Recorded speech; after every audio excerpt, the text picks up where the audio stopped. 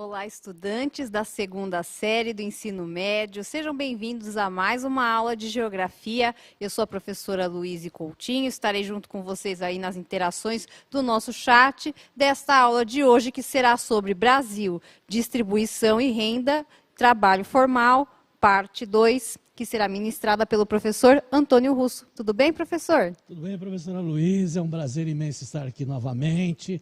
O prazer é estar com os alunos, os professores e a todos que irão acompanhar a mais essa aula do segundo ano do ensino médio.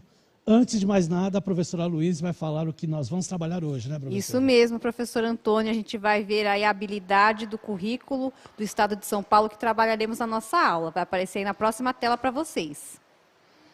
A nossa habilidade de hoje é analisar a situação das famílias brasileiras com relação à distribuição de renda e a inserção destas no mercado de trabalho, temas e conteúdo, dinâmicas sociais. Nós teremos agora a apresentação de um vídeo para a gente iniciar a aula de hoje, que é: pequenas empresas geram quase metade dos postos de trabalho formal. Vamos acompanhar? O fortalecimento das micro e pequenas empresas está contribuindo para a formação da nova classe média no país. Os pequenos empreendimentos já são responsáveis pela geração de 40% dos postos de trabalho com carteira assinada e hoje empregam mais de 20 milhões de brasileiros. Ele soube enxergar uma boa oportunidade para abrir o próprio negócio.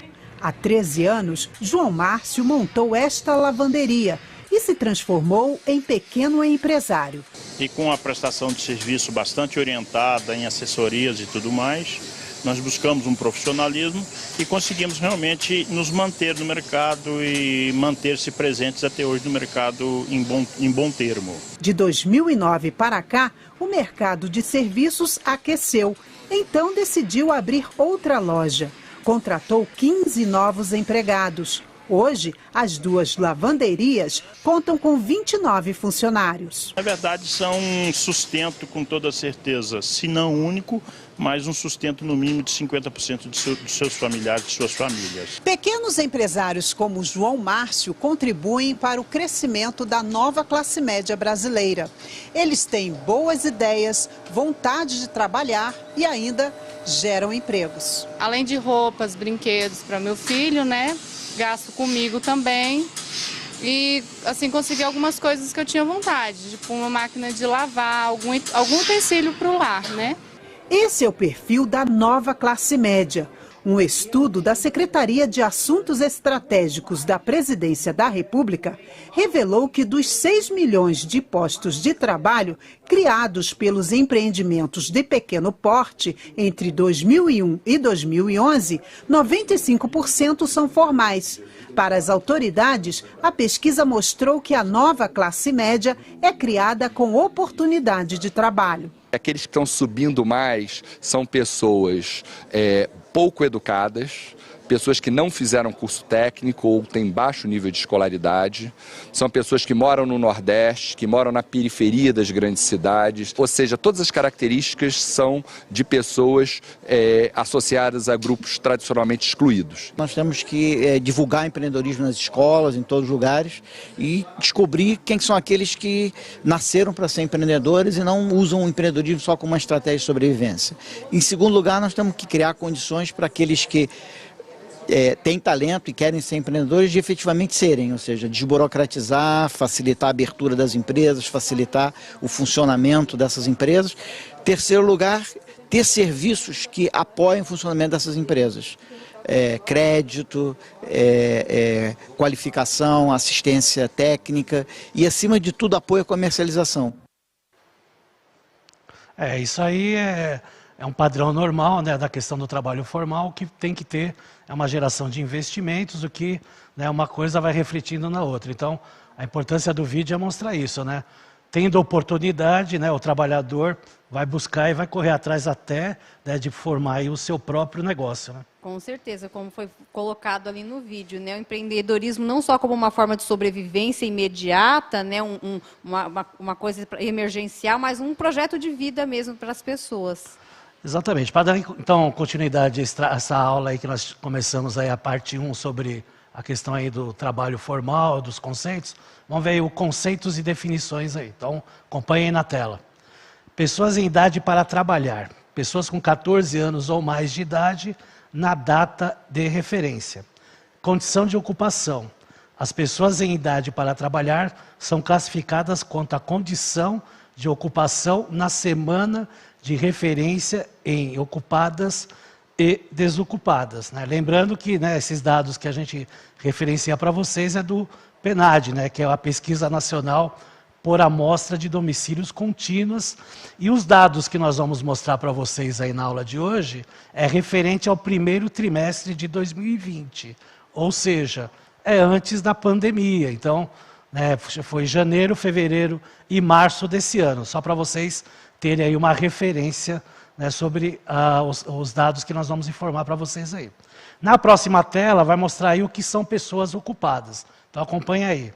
São classificadas como ocupadas na semana de referência aquelas que, nesse período, trabalharam pelo menos 1 hora completa e foram remuneradas em dinheiro, produtos, mercadorias ou benefícios, moradia, alimentação, roupas, treinamento, entre outros, ou em trabalho sem remuneração direta, em ajuda à atividade econômica de membro do domicílio ou parente que reside em outro domicílio, ou ainda as que tiveram trabalho remunerado, da qual estavam temporariamente afastadas nessa semana. Então, pessoas ocupadas nessa pesquisa, né, foi tratada de pessoas que pelo menos receberam 1 hora durante essa semana por algum serviço específico que fez. Tanto em trabalho formal, que é aquele trabalho registrado em carteira, como trabalho informal, que é aquele que não tem registro em carteira, né, e faz aqueles trabalhos, né, como autônomos, né, ou aqueles trabalhos que diários ou em alguns dias, né, mas que pelo menos recebeu por 1 hora desse trabalho nessa semana que foi feita essa pesquisa. Certo? Vamos continuar aí com a informação. Então, vamos lá, acompanha na tela. Consideram-se como ocupadas temporariamente afastadas de trabalho remunerado aquelas que não trabalharam durante pelo menos 1 hora completa na semana de referência por motivo de férias, folga, jornada variável ou licença remunerada, em decorrência de maternidade, paternidade, saúde ou acidente da própria pessoa, estudo, casamento, licença-prêmio, entre outros. Então, considerando-se aí essa relação de pessoas ocupadas na semana da pesquisa, mas que pessoas que estavam afastadas por algum motivo. Então, elas são ocupadas, mas estavam afastadas. E, para finalizar, né, nós temos aí, acompanha na tela, além disso, também foram consideradas ocupadas aquelas afastadas do trabalho por motivo diferente dos já citados, desde que o período transcorrido do afastamento tenha sido inferior a 4 meses, contados até o último dia da semana de referência. Então, todas as pessoas que foram aí consideradas nessa pesquisa que a gente viu, né, elas são pessoas ocupadas, ou estavam trabalhando e ganhando 1 hora do serviço, ou estavam afastados por algum motivo, né, até 4 meses do seu trabalho. Perfeito? Então a gente vai analisar aqui, a partir, né, desse momento, alguns gráficos e alguns esquemas, falando aí sobre a população, né, e o trabalho, né, como elas são divididas através aí do trabalho. Então, no próximo esquema aí que vocês vão observar, vocês vão ver lá que tem lá na parte de cima a população total, que é dividida entre a população que trabalha, que seria de 14 anos ou mais, ou que pela legislação podem trabalhar, e aquelas que não trabalham ou não deveriam trabalhar segundo a legislação, né, que é a população abaixo da idade de trabalhar, que são menores de 14 anos. Da população que pode trabalhar a partir dos 14 anos, elas são divididas em pessoas na força de trabalho, que são divididas por ocupadas e desocupadas, e pessoas fora da força de trabalho. Certo? Então, quando fala pessoas fora da força de trabalho, são pessoas que não têm renda e que acabam, né, nem tendo trabalho, né? Então não vão nem atrás de um serviço para ter aí a sua renda e ajudar aí nos benefícios da família. Na próxima imagem, nós vamos ver a classificação da população ocupada de acordo com a posição na ocupação e a categoria do emprego. Então está lá ocupado, depois da posição na ocupação, e aí ele é subdividido em empregado, na qual ele é subdividido em setor público e setor privado. Nós temos o outro, que é o trabalhador por conta própria, que aí seria o autônomo, né? O empregador, né, que o gera o emprego, o trabalhador doméstico, que aí ele tem ou carteira assinada ou não tem a carteira assinada, né, porque dependendo dos dias da semana que você trabalha, necessariamente não precisa assinar carteira, né? E o trabalhador familiar auxiliar.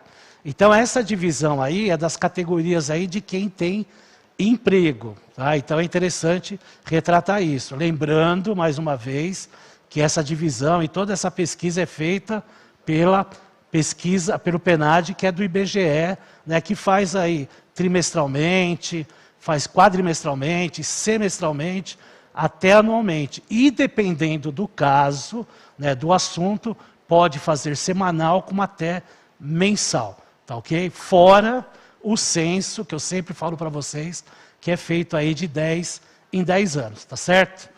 Agora nós vamos ter um gráfico mostrando aí a distribuição percentual das pessoas de 14 anos ou mais por sexo, segundo as grandes regiões do Brasil. Isso dados do primeiro trimestre de 2020. Então, o que está em azul escuro são as mulheres e o que está em azul claro são os homens. Então, no Brasil, 52,6% são de mulheres, né, nessa questão aí, né, do percentual de trabalho, e 47,4% são de homens. Tá? No Norte, 51,3% de mulheres, 48,7% de homens. No Nordeste, 52,6% de mulheres, 47,4% de homens. No Sudeste, 53,1% de mulheres, 46,9% de homens. No Sul, 51,8% de mulheres, 48,2% de homens. E no Centro-Oeste, 52,1% de mulheres, 47,9% de homens. O interessante é que quando a gente vê esse gráfico, a gente observa que existe uma média, né, bem ponderante, né, das regiões equivalentes ao país, que é o que interessa, né, porque tem dados, né, professor Luiz, que a gente vê são discrepantes, né, entre os gêneros, né? Nesse caso não. A gente vê que há um equilíbrio, daí o que tem até a questão aí das mulheres está, né, melhores até nessa situação. Será, professor, que as mulheres estando aí nesse percentual maior é porque na população absoluta a quantidade de mulheres é maior? Tem a ver? Mas também tem um reflexo que é que rende, que tem a renda para a família. Principalmente sim. Também isso, né? Que ela que banca lá, acaba bancando a casa. É tem a muitos chefe casos, da família. Isso, chefe da família. Essa palavra estava escapando, mas a professora... É isso aí mesmo. Tem a questão da população, pode até ter, mas o principal disso é a questão, né, como a professora colocou sabiamente, ela é a chefe da família. Muitas famílias brasileiras têm a mulher como a chefe da família aí, né, principalmente, né, nesses casos aqui em todas as regiões, tá? Não há exceção, o que nós vimos aí na tabela anterior. Tá? Na próxima tabela que vocês vão acompanhar aí na tela, ele tem a distribuição percentual das pessoas de 14 anos ou mais de idade ocupadas na semana de referência por sexo, segundo as grandes regiões também do primeiro trimestre desse ano. Então, o caso aqui do Brasil, 43,8% são de mulheres, né, em verde claro, 56,2% são dos homens. E, novamente, observando aí todas as regiões, o equilíbrio, né, da média brasileira também é grande, né? Destacando a região norte, tendo aí 40,1% de mulheres e 59,9% dos homens, tá? E aí tem um destaque maior, né? O Nordeste também tem um valor aproximado, 42,5% de mulheres e 57,5% de homens, né? O Sudeste, 44,9% de mulheres, 55,1% de homens, 44,3% no Sul de mulheres, 55,7% de homens, e no Centro-Oeste, 43,6% de mulheres e 56,4% dos homens. Então aí já tem um equilíbrio, mas algumas regiões acabam tendo, né, uma diferença um pouquinho maior em relação entre os homens e as mulheres. No próximo gráfico que vocês vão acompanhar aí, é o nível de ocupação em porcentagem na semana, né, das pessoas de 14 anos ou mais de idade por sexo, segundo Brasil e grandes regiões. Tá? Isso primeiro trimestre de 2020 também. Então nós temos lá o Brasil com 63,5%, né? Aí nós temos aí os homens, do total, 53,5%, é que os homens têm 63,5% e as mulheres 44,5%. Tá? No norte, o total é em média de 52,5%, sendo os homens 64,6% e as mulheres 41%. Tá? No Nordeste, a média de 45,4% no total, sendo 55,2% de homens, 36,7% de mulheres. No Sudeste, 56% a média no total, sendo 65,9% de homens, 47,3% de mulheres.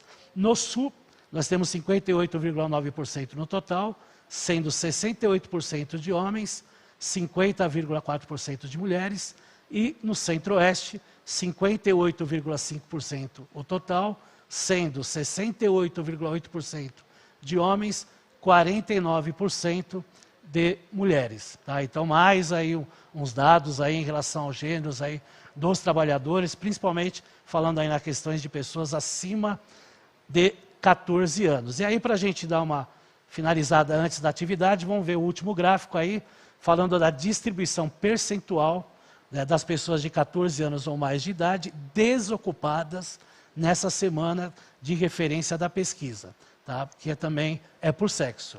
Então nós temos no Brasil, em média, 53,4% de mulheres, 46,6%, né, dos homens.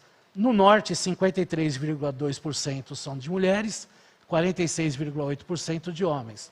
No Nordeste, 49,9% são de mulheres, 50,1% de homens. No Sudeste, 54,7% de mulheres, 45,3% de homens.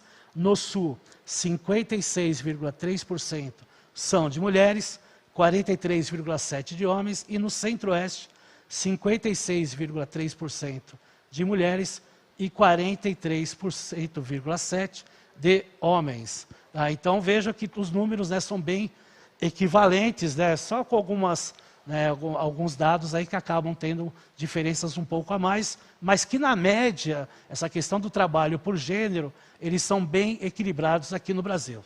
Exatamente. Agora que a gente já avaliou vários gráficos, o professor Antônio fez a análise junto com vocês, agora vão inverter essa sala de aula, né, professor? Os estudantes é que vão analisar um gráfico para nós. Dá uma olhadinha na atividade que vai aparecer na tela. Pessoal, vocês vão observar o gráfico e identificar a região com maior porcentagem de pessoas de cada faixa etária em idade para trabalhar. Nós temos 5 grupos de faixas etárias e vocês vão ter que apontar a região. Então, são 5 respostas, tá bom? 2 minutos, a gente volta.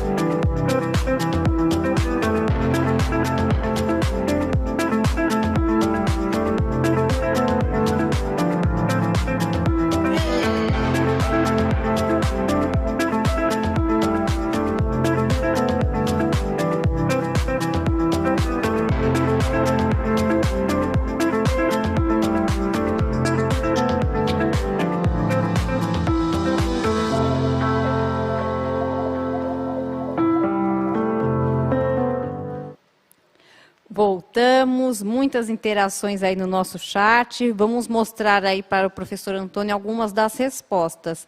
O aluno Matheus, o Tiago, o Carlos Henrique e o Gustavo responderam norte, norte, norte, centro-oeste, sul. É isso mesmo, professor Antônio? Então vamos lá, vamos acompanhar, né?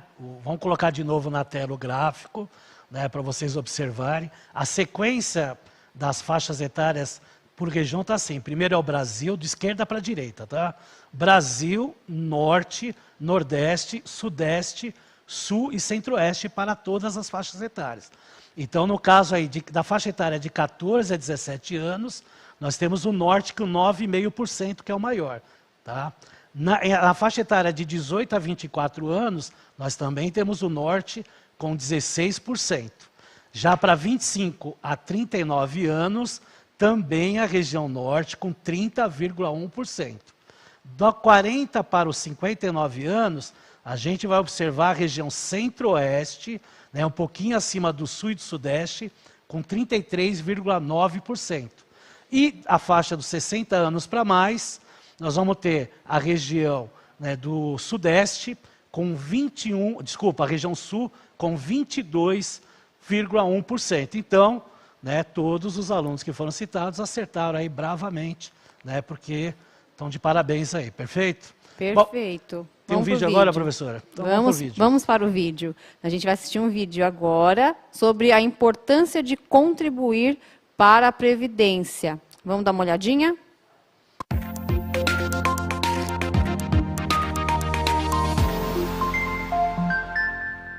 A Previdência Social é um seguro social completo, prevê uma série de benefícios para os momentos de dificuldade de todos os trabalhadores.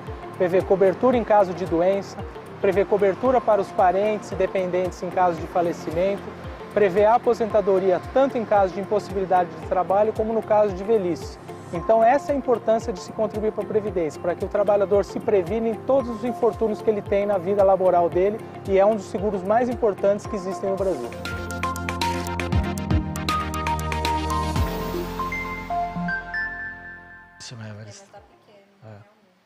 Pequena mudança em relação às atividades nocivas à saúde, passa a ser exigida, além do tempo mínimo de 15, 20 ou 25 anos de contribuição, seja para homem, seja para mulher, em condições nocivas, passa a ser exigida também uma idade mínima de 55 anos, 58 anos ou 60 anos, a depender do agente nocivo. Isso vale tanto para homens quanto para as mulheres.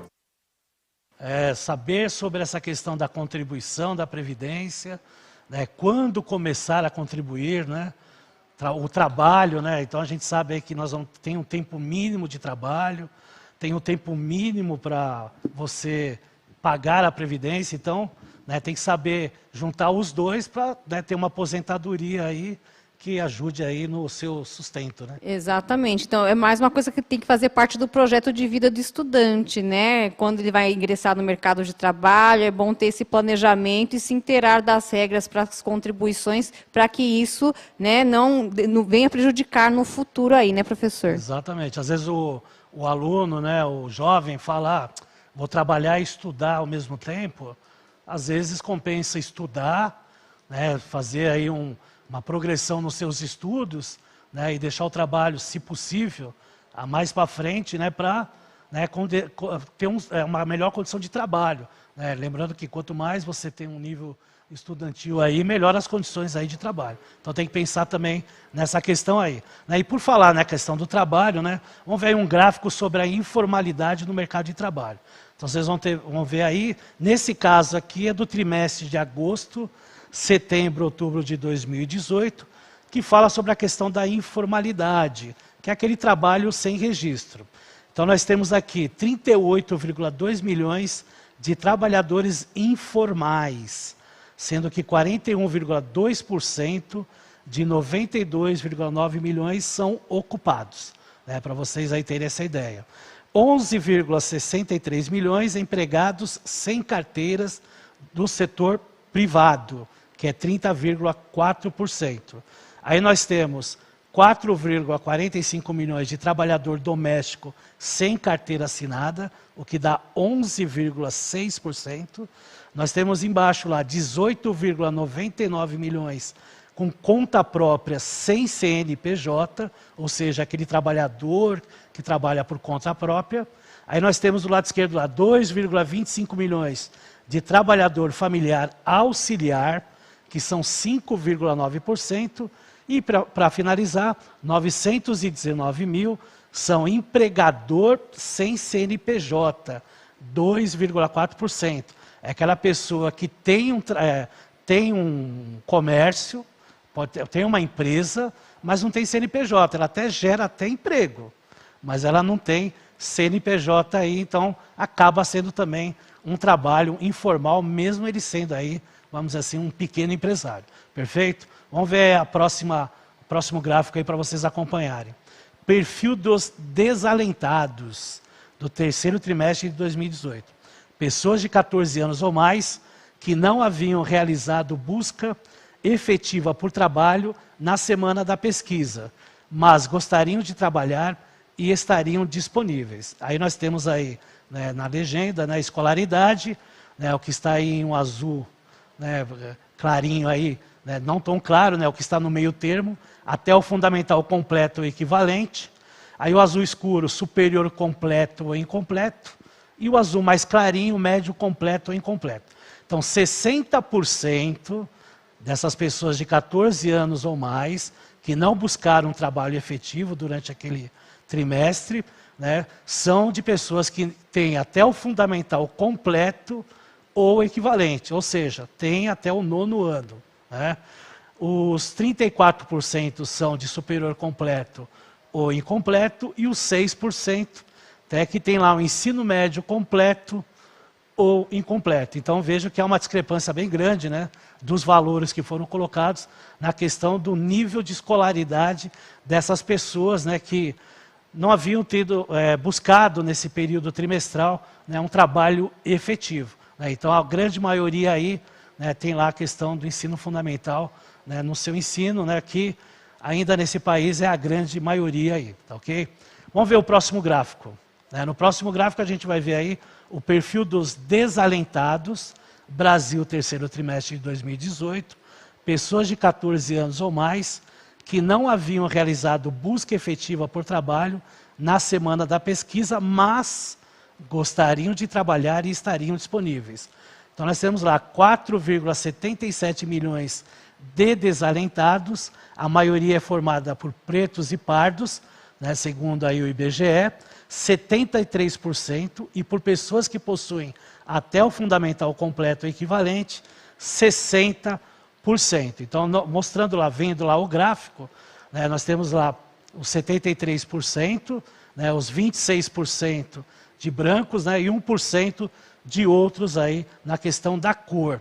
Tá, aqui também é outra questão aí que ainda, né, nós estamos, né, tentando melhorar aqui nesse país, né, e aos poucos, né, a questão da escolaridade, a questão do gênero, né, professor, a questão da cor, isso aí acaba, né, já foi pior, mas ainda pode dar uma melhorada, né? Pode dar uma melhorada, e que fica esse gráfico, esses dois gráficos que o professor mostrou, deixam muito claro a importância do estudo, de se concluir os estudos. Como o professor falou agora há pouco, às vezes o estudar vai te garantir no futuro uma colocação num trabalho de maior qualidade, um trabalho onde você vai estar amparado lá por uma carteira assinada, né? Então vocês vejam que do grupo dos desalentados, o percentual de pessoas de baixa escolaridade é muito grande, e infelizmente alguns grupos da sociedade ainda estão tão vulneráveis que até o acesso à educação é complicado para esses grupos aí.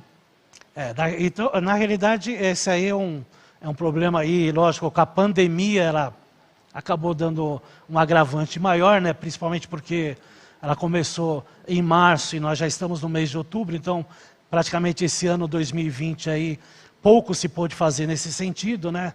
E ainda estamos nessa incógnita. Então vamos ver se as coisas aí melhoram, principalmente aí em 2021. Para finalizar aí o último gráfico, né, antes de um outro vídeo que vocês vão ver, nós temos a taxa de desocupação fazendo aí uma relação entre o interior, né, do estado e a região metropolitana de cada estado do Brasil, dividido aí por regiões e por estados. A gente observa aí no gráfico que ele coloca lá Brasil, tendo uma média de 12,7% de taxa de desocupação. E observando aí pelo gráfico, né, de todas as regiões aí, o desemprego no interior é menor que nas regiões metropolitanas, capitais, exceto em Alagoas, Rio Grande do Norte, Goiás e Mato Grosso do Sul. Né, porque existe essa relação, né, quanto maior, né, for a captação, né, do grande centro, né, se ele não tiver esse retorno, principalmente de ocupação de emprego, vai ocasionar o quê? Uma taxa maior de desemprego. E é isso que acontece nos grandes centros brasileiros. Então, quando a gente fala em grandes centros principais, são as grandes metrópoles, que a gente considera aí, principalmente as metrópoles nacionais, que acabam envolvendo aí uma relação de ambos os países, de ambos os estados, desculpa. Vamos ver agora um vídeo, professora? Vamos ver um vídeo que vai falar sobre o FGTS e o benefício que ele concede a cidadãos com contrato de trabalho formal. Vamos assistir.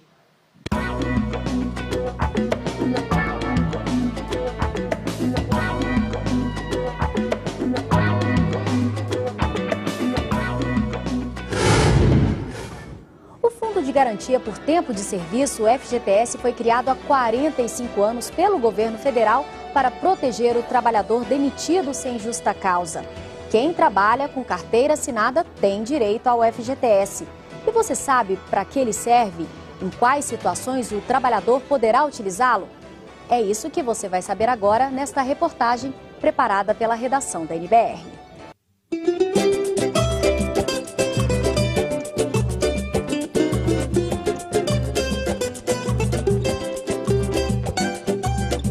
A casa própria era um sonho que parecia distante para o motorista Alan, mas há aproximadamente 5 anos ele conseguiu um financiamento pela Caixa e comprou um imóvel em Valparaíso, cidade goiana a 40 quilômetros de Brasília. O Fundo de Garantia ajudou a quitar algumas prestações. Após a minha demissão de uma empresa, eu peguei esse FGTS e pensei, vou pegar esse FGTS e vou adiantar as parcelas para frente, porque é o tempo de eu conseguir um emprego.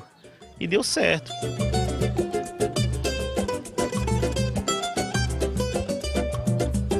Saímos de um aluguel e compramos aqui.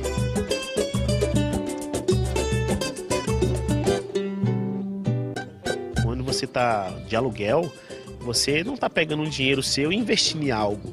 Você está pegando, ou você está enriquecendo alguém, ou simplesmente jogando o dinheiro fora, né? Porque não está vindo nenhum benefício para mim nem para minha família.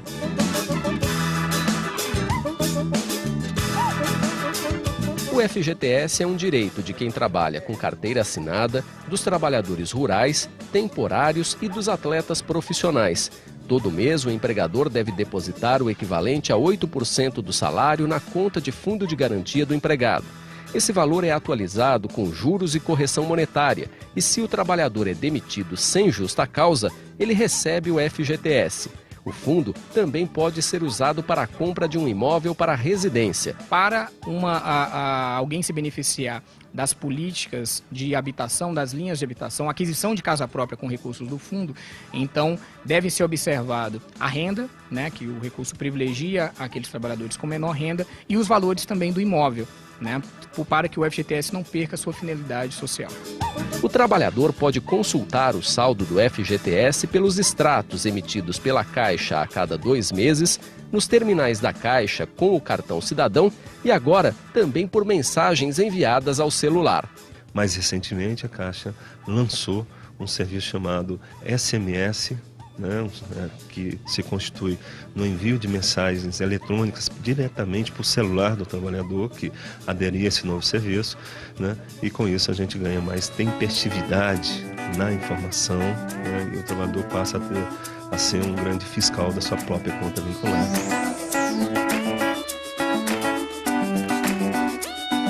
O Fundo de Garantia do Tempo de Serviço tem ainda outra função social.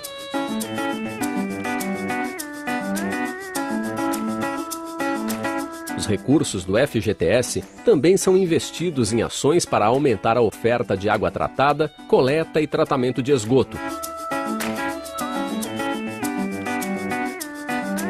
e em obras de energia e de construção ou reforma de empreendimentos de infraestrutura em rodovias, portos e ferrovias.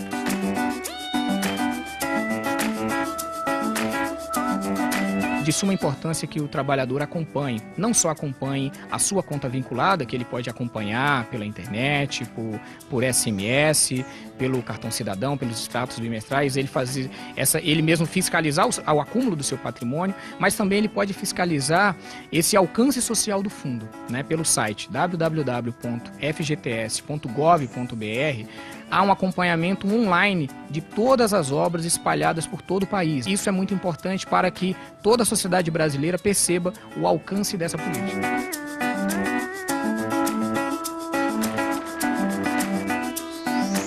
Todo sonho de todo brasileiro é pelo menos ter a casa própria, né? Depois o emprego, passar num concurso público ou ter um próprio negócio.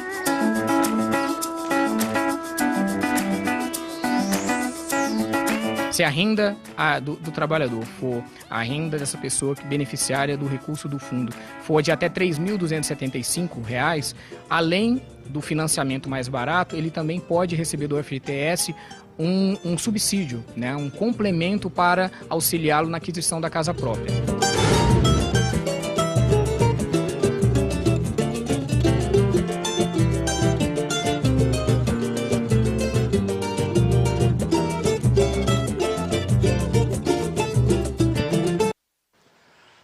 Bom, é isso aí, né, pessoal? É interessante aí sempre estar sabendo aí dos direitos aí do trabalhador, porque são vários aí os direitos e muita gente desconhece um deles aí, o Fundo de Garantia.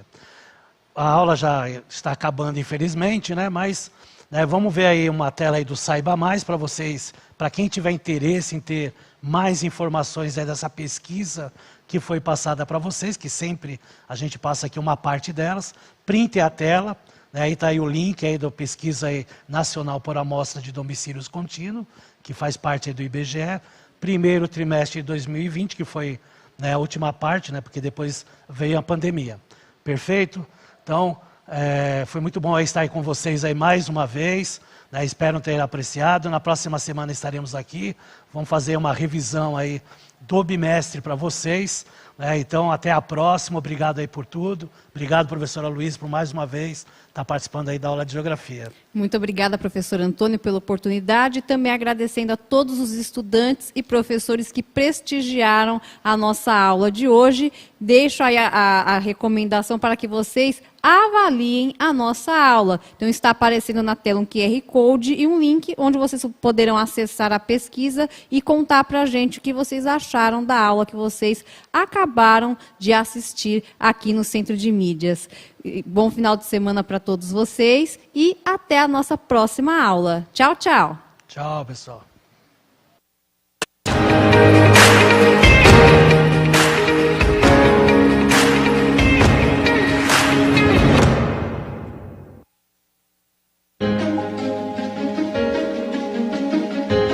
A escola pode estar distante, mas as aulas não. Por isso, o governo de São Paulo criou um aplicativo online de aulas com chats para todos os estudantes da rede pública de ensino durante a quarentena. O acesso à internet é gratuito e você ainda pode assistir às aulas ao vivo nos canais digitais da TV Cultura. Baixe o aplicativo e estude.